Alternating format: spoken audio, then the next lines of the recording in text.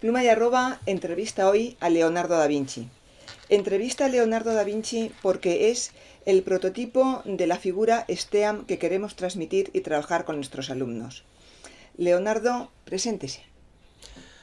Soy Leonardo da Vinci, polímata renacentista. Polímata. El polímata es la persona que aúna conocimientos como pintor, inventor, arquitecto, artista, hidráulico, anatomista, científico, escritor, escultor, ingeniero, músico, poeta y urbanista. El prototipo perfecto, como he dicho antes, de STEAM, que une la ciencia, la tecnología, las matemáticas, pero también el arte y las humanidades. Y la ingeniería. Y la ingeniería, efectivamente, del que usted fue una figura muy destacada. Vamos a hacer un breve repaso de su vida y de su obra. Infancia. Nace usted cerca de Vinci en el año 1452. ¿Cómo fue esa infancia? La infancia que yo tengo recuerdo me relaciona con la naturaleza, con la libertad, con la investigación, el disfrute, la observación de todo lo que ocurría a mi alrededor. El mundo que me rodeaba era impactante, era estimulante. Disfruté muchísimo de esa libertad en el campo, en la naturaleza, en los ríos, los bosques, los pájaros. Me marcó toda la vida posterior en mi labor observadora e investigadora basada en la experiencia. Por lo tanto, usted es un discípulo de la experiencia. Como espero sean sus alumnos. Esa es nuestra intención y esta es la finalidad de este vídeo, despertar ese interés por la investigación. Vamos a continuar. Su padre, que descubrió en usted grandes capacidades artísticas, lo llevó al taller de su amigo Verrocchio, un gran pintor. Sí, tengo grandes recuerdos y muy estimulantes de Verrocchio. Recuerdo que me mandó terminar un ángel, diseñar un ángel. Sí, porque era frecuente que los grandes maestros a los discípulos que tenían en su taller les encargasen completar las obras. En concreto, usted hizo un ángel dentro del bautismo de Jesús.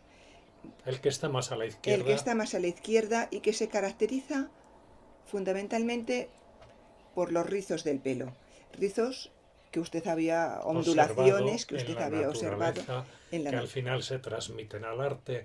Le recuerdo, como hemos hablado, que todo está relacionado en este mundo. Sí, las analogías que usted tanto trabajaba.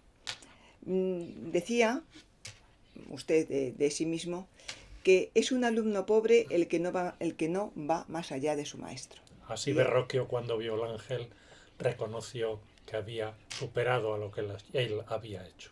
Efectivamente, vamos a hablar ahora de los dibujos.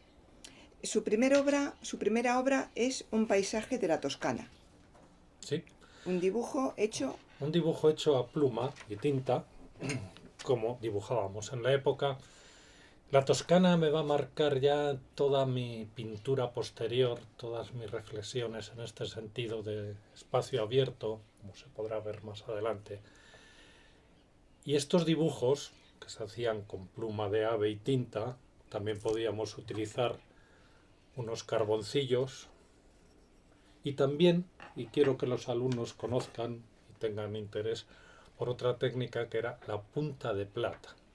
Un dibujo muy representativo de esta técnica es el busto de un guerrero, con una peculiaridad, que la punta de plata no se puede borrar. Efectivamente. Lo que exige una gran habilidad y precisión por parte del artista.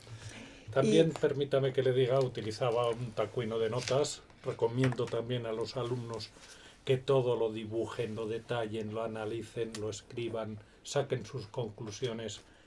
Discípulos de la experiencia, su investigación se tiene que basar en un cuaderno de notas, sea así, con estos medios que yo utilicé, con los medios actuales.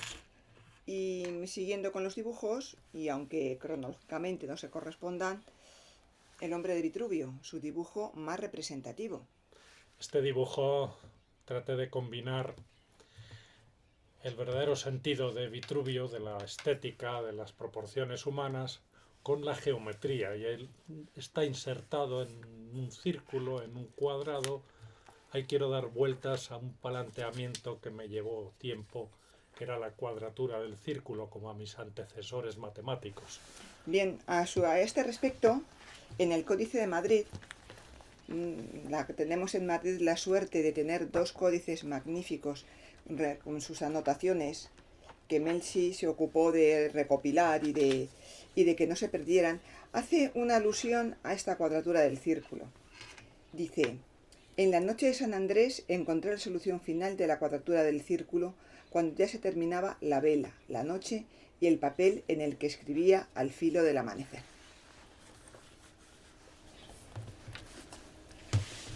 Continuamos. Usted dependía de los mecenas, ¿verdad? Todo artista, científico, polímata, dependíamos de los mecenas. Teníamos que tener tiempo para crear, tiempo para investigar, tiempo para comunicar nuestros descubrimientos. Usted tuvo básicamente 3 mecenas. Hubo alguno más, pero los que realmente marcaron los hitos que más importantes que le acompañan fueron 3. Los Medici, en 2 ocasiones, Ludovico Sforza y Francisco I. Nos vamos a Milán con Ludovico Sforza. Usted va a pasar allí nada menos que 19 años. Va a ser tal vez su época más prolífica de elaboración, tanto de máquinas como de proyectos urbanísticos, de máquinas de guerra y también de pintura. De todo prácticamente me dio la oportunidad. La temporada de Milán, de trabajar desde cualquier tipo de maquinaria.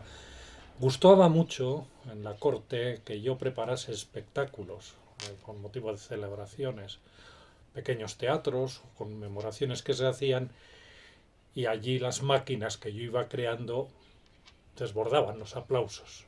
Prototipos de máquinas posteriores y más amplias. Sí, muchas de ellas han sido máquinas evolucionadas y sentaron el precedente de algunas que 200, 300 y hasta 500 años después se han fabricado ahora, ¿verdad? Y en cuanto a pintura, destacan 3 obras: La Virgen de las Rocas, La Dama del Armiño y La Última Cena. Vamos a centrarnos en esta última obra, en La Última Cena. Tal vez la obra, junto con la Gioconda, la más visitada, admirada y estudiada. Sí, permítame. Mis mezclas, que yo siempre disfrutaba haciendo las mezclas de las pinturas, investigué muchísimo sobre este tema de las pinturas y sus soportes, ¿no? Hicieron que yo en el fresco, que es la Santa Cena, la Última Cena, lo pintase y no tuve en cuenta la norma de graso sobre magro, y en alguna ocasión coloqué pintura más grasa al fondo y en la superficie más magra, menos grasa, lo que hizo que se agrietase. Tuve que repararla en varias ocasiones y tengo entendido que hasta en la actualidad se ha reparado. En este siglo, 400, 500 años después, se sigue reparando. Se sigue reparando. Porque es muy admirada por las proporciones, por los sentimientos que transmiten las figuras, por la perspectiva. Ahí hay mucha labor de investigación. Un antes y un después en la pintura después de La Última Cena. Y el caballo, porque usted fue a Milán para hacer una estatua ecuestre. Iba a ser la escultura más importante de la historia. En esa línea estábamos trabajando, pero las numerosas guerras hicieron que el bronce se necesitó para cañones. Para cañones. Efectivamente, y a la caída de los Sforza, periodos de itinerancia, buscando ese mecenazgo necesario para la creatividad. Volvió a Florencia en 2 ocasiones y allí inició la Gioconda, en el año 1503. No podemos decir el año en que la finalizó, porque, como dice usted mismo, una obra de arte nunca se finaliza, solo se abandona. Permítame, mientras estamos hablando, creo que aquí hemos combinado un color adecuado y voy a darle un matiz a estos árboles del fondo.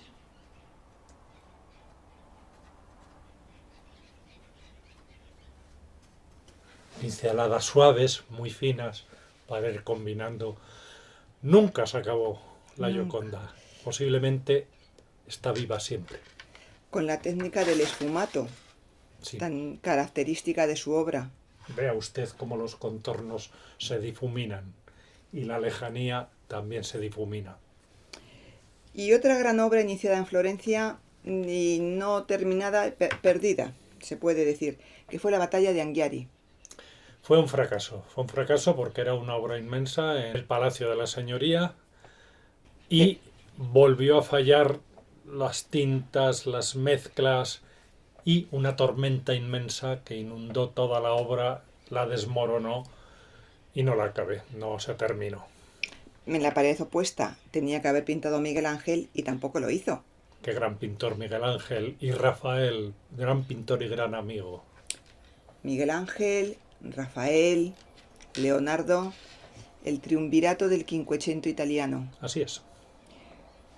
Y también en Florencia usted les propuso una gran obra hidráulica. Sí, una aventura de llevar al mar Florencia, comunicarla con el mar, canalizar el Arno para hacerlo navegable. Falta de presupuestos, cambios, era una obra que pudo ser real y no se llevó a cabo. Usted trabajó con un médico que lamentablemente falleció en la epidemia de peste, muchísimo la anatomía. Si hubiera publicado ese tratado como publicó con Luca Pacioli, probablemente usted habría pasado a la historia como un gran anatomista. Sí, Háblenos usted, ¿cómo llegó a estos de descubrimientos? hecho, creo que mis dibujos, mis estudios de anatomía son referentes para los anatomistas posteriores. Diseccioné más de 30 cadáveres. Dediqué mucho tiempo a ello y creo que he hecho unos apuntes de gran valor. Efectivamente. Y volviendo al siglo actual y al método de trabajo que es origen de esta entrevista, le voy a hablar de lo que nosotros llamamos catalizadores. Llamamos catalizadores a propuestas, a elementos que impulsen la creatividad y la investigación por parte de los alumnos. Y nos hemos permitido tomar como catalizadores algunas de sus máquinas. Sí, sí, Háblenos de ellas, es por favor. buena idea. Y sé que el volar sigue siendo una pasión y a nuestros alumnos, a sus alumnos, espero que les motiven. Sin duda. Simplemente el paracaídas, que es un primer catalizador muy sencillo, y hay mucha labor de investigación, observación por parte de los alumnos, o el tornillo aéreo que se enrosca en el aire y se eleva.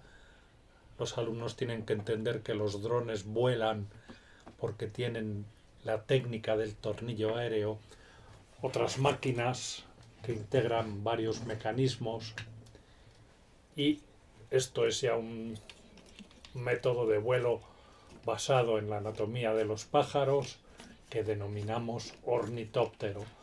Estas máquinas, muchas de ellas, nunca llegaron a funcionar o a volar, pero estaba previsto el antecedente para que en el futuro lo hicieran. En realidad me anticipé porque eran muy pesadas y no había una fuerza, una potencia suficiente. Y ya en los últimos años de su vida, el mecenas perfecto, Francisco I. Sí, sí, sí. Qué agradecimiento a este gran rey que me llevó a su corte en Francia. Yo disfruté allí muchísimo, pude seguir pintando, haciendo mis máquinas, pude seguir investigando y un día, con mi letra especular y con pluma de ave y tinta, estaba analizando unas figuras geométricas. Me tenían ya cansado, ya tenía edad. Di un punto sobre el papel y dije, etcétera, porque la sopa se enfría. Anticipaba el final. Y al final de la entrevista hemos llegado. Espero que nuestros alumnos tomen buena nota de esta figura tan importante en este planteamiento STEAM que queremos transmitir. Le agradecemos mucho sus aportaciones. Yo quiero transmitir a sus alumnos este interés por la observación, preguntarse el porqué de las cosas, descubrir las relaciones que hay entre estos porqués y sus conclusiones de investigación y disfrutar de ser discípulos de la experiencia. Muchas gracias, Leonardo.